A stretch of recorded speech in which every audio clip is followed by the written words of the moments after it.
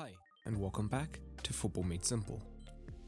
In Pochettino's first two games, we have seen initial signs of his tactical plan, but 3 matches in and the picture is becoming clearer. Against Newcastle, we saw some very clear strengths of this, but as well as some big problems that will need to be addressed. So let's take a closer look at this match, focusing on Chelsea on the ball. When Chelsea were on the ball, we saw Pochettino's ball-playing philosophy, as the centre-backs would often drop alongside Kepa, whilst the full-backs maintained the width. This would often mean that when Newcastle pressed with Isak and often Gordon coming in narrow, or vice versa with Almiron off the right-hand side, the full-back could be the free option to receive the ball and begin the progression. Even in open play, the importance of ball-playing centre-backs for Poch was very clear, as the left centre-back Humphreys in particular would often be tasked with looking to break the line with more adventurous passes when Chelsea were under a lot of pressure. And in open play, of the two pivots, Fernandes was more likely to drop deep and look to receive the first pass, as we saw last season.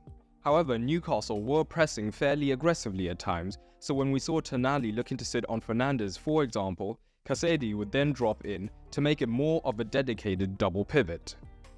Although Newcastle were also quick to look to close down these options by switching to more of a man-to-man shape in the midfield. But we're already beginning to see the advantages of a dynamic number 10 such as Nkunku.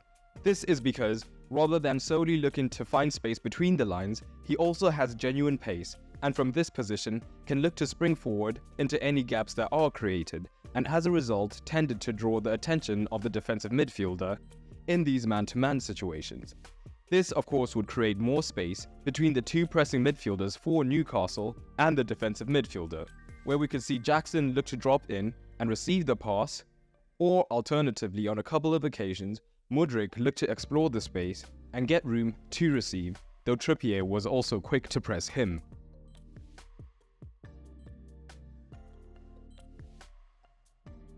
But one of the clearest tactical plans that we've seen from Pochettino is how he wants to operate with his fullbacks, which is essentially one deep and one high.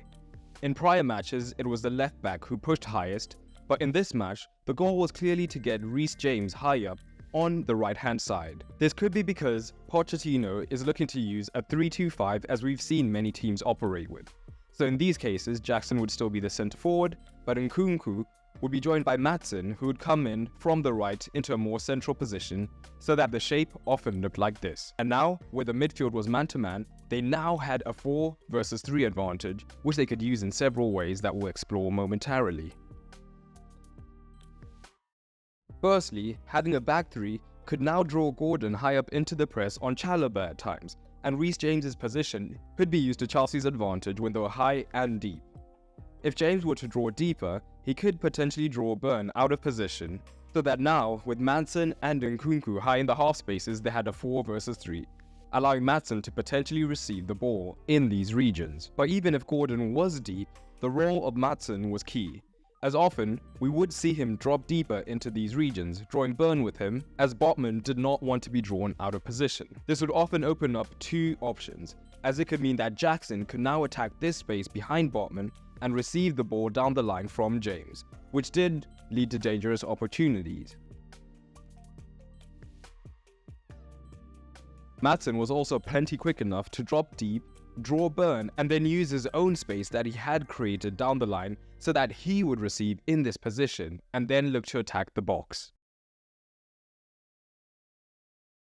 But particularly when Gordon was drawn higher on Chalobah, Reece James would be key high up the pitch. Once again because Maatsen could drop deep and extremely narrow, and because the defensive midfielder could be overloaded due to Nkunku's presence, Burn would often be aggressive in looking to follow him deep.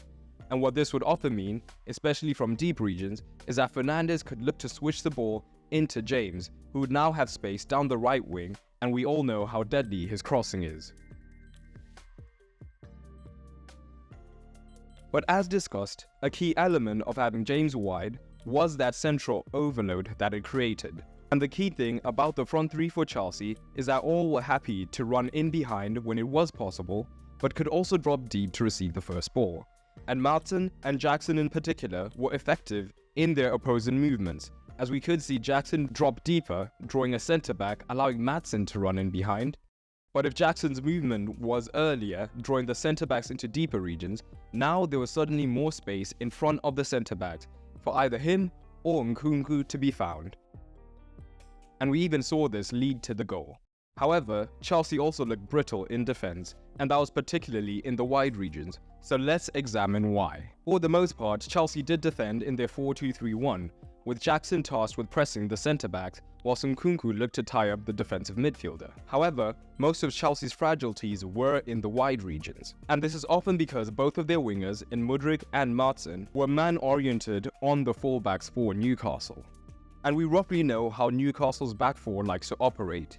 This is Trippier pushing high up on the right-hand side, allowing them to shift to a pseudo back three, much like Chelsea were doing in this encounter. What this would mean is that Mudryk was often drawn deeper down the right-hand side for Newcastle, whilst Maatsen would push higher up as Dan Burn was deep for Newcastle. However, whether Burn was on or off the ball meant that Maatsen was defending fairly narrow on the pitch, meaning that Gordon could receive the ball in space time and again, and he and James would then often be set up for a 1 versus 1, which is not ideal even if your defender is good. So what this would mean is that when James did look to push high up and press the fullback, if Gordon passed him, there would be danger. But at the same time, there were massive gaps in behind James that could be exploited. But just as bad, when James sat off, it meant that the winger could now receive and get their head up as they looked to drive inside the pitch and create danger. Such was the success that Newcastle were having in these areas, that often Joe Linton would look to drift wide, so that now they actually had a 2 versus 1 against James, again making these wide exploitations of Newcastle much easier and leading many situations that could have resulted in goals. But it also actually did result in a goal for Newcastle.